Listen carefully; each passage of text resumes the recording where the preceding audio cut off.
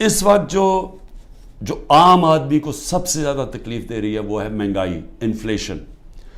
ہم چھوڑ کے گئے تھے 12.4% پہ، آج پاکستان میں مہنگائی 38% پہ ہے. یہ ہماری 75 سالہ تاریخ میں سب سے زیادہ مہنگائی ہے. پھر اس سے زیادہ خوفناک ہے جو کھانے پینے کی چیزیں ہیں، جو فوڈ انفلیشن ہے وہ 48% پہ ہے. یعنی جو عام آدمی کو سب سے زیادہ تکلیف دے رہی ہے کھانے پینے کی چیزیں، وہ 48% پہ ہماری انفلیشن ہے. سری لنکا جس کا ہمارے سے زیادہ برا حال ہے، وہ اپنی مہنگائی کم کر کے 25% پہ لے آیا ہے.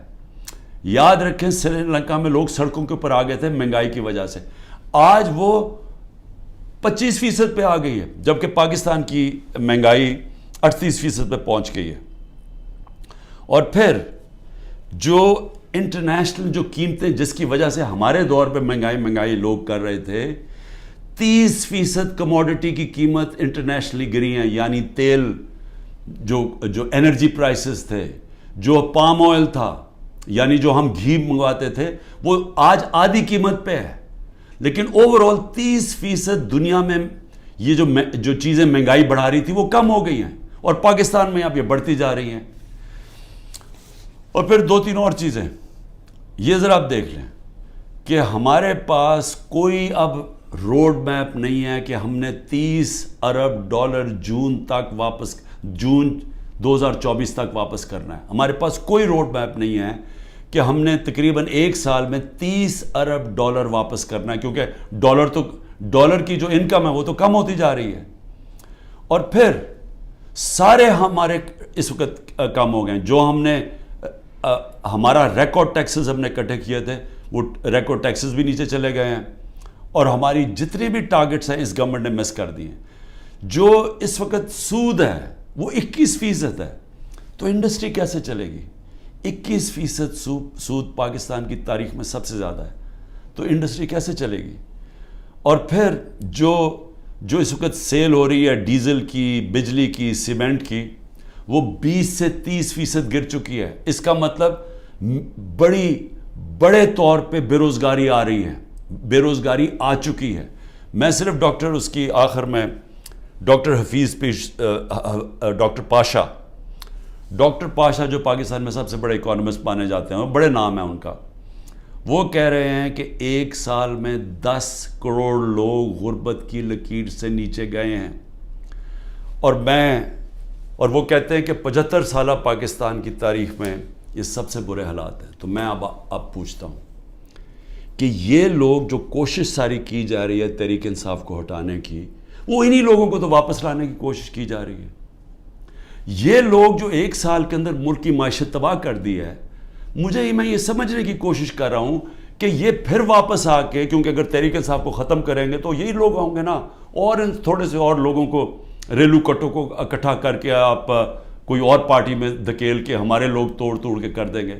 تو چلیں یہی سوچ لیں کہ تحریک انصاف ختم ہو گئی تو پھر یہی لوگ واپس آئیں گے.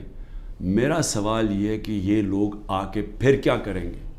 کہ اگر انہوں نے 1 سال میں ہماری معیشت کا بیڑا غرق کر کے رکھ دیا ہے، خود تو ان کو فرق ہی نہیں پڑا. یاد رکھیں ان کے پیسے ملک سے باہر پڑے ہیں، ان کے ڈالروں میں پیسے باہر پڑے ہوئے ہیں. یہ جو ملک نیچے جا رہا ہے، یہ جو مہنگائی ہو رہی ہے، یہ جو روپیہ گر رہا ہے، اس کی وجہ سے جو مہنگائی اور غربت آ رہی ہے، ان کو کوئی فرق نہیں پڑ رہا. میں یہ آج کہتا ہوں کہ جتنے بھی لوگ آج یہاں اوپر ہمارے ملک کے فیصلے کر رہے ہیں، ان کو کوئی فکر نہیں ہے پاکستان کی، کیونکہ ان کے پیسے ملک سے باہر پڑے ہیں. اگر ان کے ملک سے باہر پیسے پڑے ہیں، ان کو کوئی فرق نہیں پڑ رہا. ان کو جب وقت آئے گا، مشکل وقت آیا، میں آج آپ کو لکھ کے دے رہا ہوں، ان سب نے ملک سے باہر بھاگ جانا ہے. کم از کم جو اسٹیبلشمنٹ ہے ایک کام تو کرے نا. ان سب جو یہاں آج فیصلے کر رہے ہیں، ایک کام کرے کہ ان سب کو ECL پہ ڈالے، اور ECL پہ تب تک ڈالے جب تک الیکشن نہیں ہو سکتا. کیونکہ اگر انہوں نے، ان کا سٹیک ہی پاکستان میں نہیں ہے، تو ان کو تو کوئی فرق نہیں پڑنے لگا. ملک بیٹھ رہا ہے، ان کو تو ان کے جب ڈالرز میں پیسے پڑے ہیں، روپیہ گر رہے ہیں، ان کی تو دولت کو کوئی فرق نہیں پڑ رہا. لیکن پاکستانی تباہی کی طرف جا رہے ہیں. اور میں آج آپ کو اپنا آخر میں یہ بھی بتا دوں کہ ملک ٹھیک ہوگا کیسے, اس دلدل میں سے نکلے گا کیسے.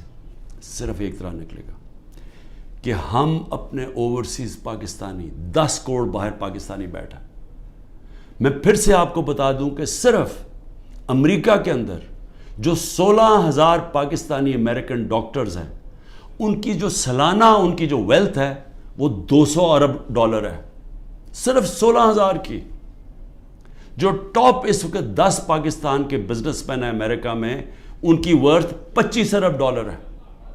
اگر ہم نے کسی وقت بھی باہر سے اپنا جو اوورسیز پاکستان نے سرمایہ کاری کرنی شروع کر دی, وہی بچائے گا پاکستان کو. جب چائنا نے اور انڈیا نے جب اپنی اکانومی کھولی تو سب سے پہلے سرمایہ کاری اوورسیز چائنیز اور اوورسیز انڈینز نے کی.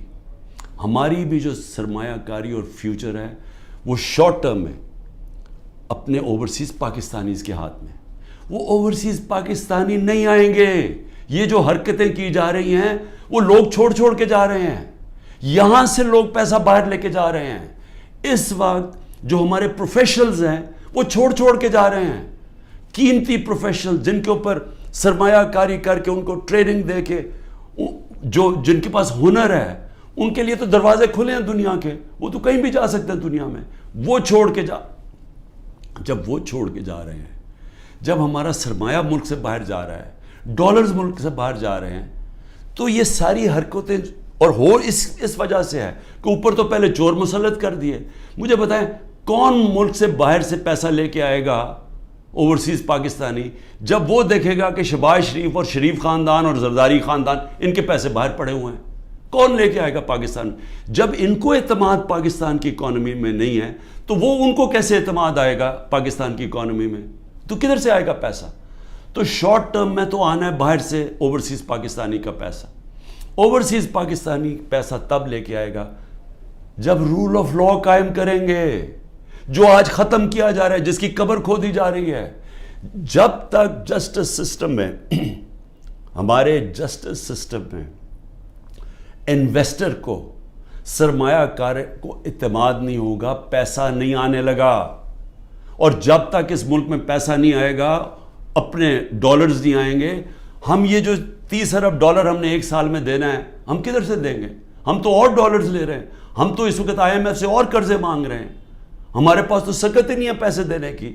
تو اس لیے میں ان سب سے پوچھتا ہوں جو تحریک انصاف کو ختم کر رہے ہیں اور کرنے کی کوشش کر رہے ہیں, ان کو یہ سمجھنا چاہیے کہ ان کے پاس تو اور کوئی روڈ میپ ہی نہیں ہے. وہ تو تباہی کی طرف لے کے جا رہے ہیں. جو ان کے پاس تو کوئی سلوشن ہی نہیں ہے, اس کا مسئلے کے حل ہی نہیں ہے. ان کا مسئلے کا حل صرف ایک نظر آ رہا ہے کہ تحریک انصاف اور عمران خان کے اوپر کانٹا ڈال جائے, یا وہ تحریک انصاف اور عمران خان کے بغیر. لیکن میں پھر آخر میں یہ کہنا چاہتا ہوں, یہ کبھی ہو ہی نہیں سکتا. اگر ملک کی سب سے بڑی جماعت جس کا پاس سب سے بڑا ووٹ بینک ہے, آپ جب اس کو جس طرح ختم کر رہے ہیں, آپ پاکستان کی جمہوریت ختم کر رہے ہیں. اور پاکستان کی جمہوریت ختم کرنے کا مطلب آپ مستقبل ختم کر رہے ہیں, آپ آزادی ختم کر رہے ہیں اس ملک کی, آپ لوگوں کو غلام بنا رہے ہیں. یہ جو سارے حربے استعمال کر رہے ہیں, یہ اسرائیل غلاموں کے اوپر فلسطینیوں کو غلام بنا کے تو یہ حربے استعمال کرتی ہے. یہ کشمیر کے اندر مقبوضہ کشمیر میں ہندوستان کشمیریوں پہ کر رہی ہے یہ چیزیں. یہ اپنے لوگوں پہ کوئی ایسا نہیں کرتا ظلم. اور سب سے بڑی پارٹی کو جب آپ ختم کر رہے ہیں تو پھر سے میں آپ کو کہوں کہ جو آپ کو حربے استعمال کر رہے ہیں اور کرنے پڑیں گے, آگے اور کرنے پڑیں گے, کیونکہ سب سے بڑا ووٹ بینک ہے, وہ کدھر سے ختم ہوگا. تو اس کا مطلب مکمل طور پہ یہ ظلم کا نظام چلتا رہے گا. اور آخر میں جب بھی آپ سمجھیں گے کہ اب پارٹی ختم ہوگی, تب الیکشن کروائیں گے, وہ جمہوریت ختم ہو جائے گی. مجیب الرحمان کو جب انہوں نے اس کے خلاف کریک ڈاؤن کیا, ہم نے پاکستانیوں نے کریک ڈاؤن کیا, جس کو پرائم منسٹر بننا چاہیے تھا, اس کی پارٹی کو بین کر دیا, کلعدم کر دیا, تو اس کے بعد جو الیکشن کروایا اس کی کیا حیثیت تھی؟ کیا وہ اس پاکستان کے لوگوں نے مانا تھا وہ جو الیکشن کے بعد لوگ سامنے آئے تھے؟ کسی نے کوئی بھی ان میں سے بچا تھا جیسی واپس جب ان کے پاس ان کو وہ آزاد ہو گئے ہمارے سے. تو یہ بھی جو لوگ آپ الیکشن کروائیں گے یہ ریلو کٹوں کی, اور یہ جو سارے چوروں کو, اور یہ جو سب اکٹھے ہوئے ہیں منی لانڈررز, یہ جو ملک میں سزائے یافتہ بیل کے اوپر لوگ, تو جب اب کیا آپ کا خیال ہے کہ اس سے قوم مان جائے گی ان کی؟ کیا قوم ان کی حکومت مان جائے گی؟ وہ آج ہی نہیں مان رہی. وہ اتنے ڈرے ہوئے ہیں کہ سب کچھ ہو کے بھی وہ تو الیکشن سے بھاگ رہے ہیں. 10,000 ورکر بھی اندر ہیں, پھر بھی ڈرے ہوئے ہیں الیکشن کروانے میں, پھر بھی کہہ رہے ہیں کہ اگلی مارچ تک الیکشن ہوگا. تو میں آج جو بھی اس ملک میں طاقت میں بیٹھے ہوئے ہیں, میرا آپ کو سمپل یہ پیغام ہے کہ جس راستے پہ آپ یہ لے کے جا رہے ہیں اس میں پاکستان کی تباہی ہے, اندھیرا ہے, ہمارے بچوں کا مستقبل تباہ ہو رہا ہے, اور اتنی مایوسی پھیلی ہوئی ہے پاکستان میں, امید ختم ہوتی جا رہی ہے کہ لوگ چھوڑ کے جا رہے ہیں. ابھی بھی وقت ہے, کورس کریکشن کریں, راستہ بدلیں, اور راستہ صرف فری اینڈ فیئر الیکشن ہے. پاکستان زندہ باد.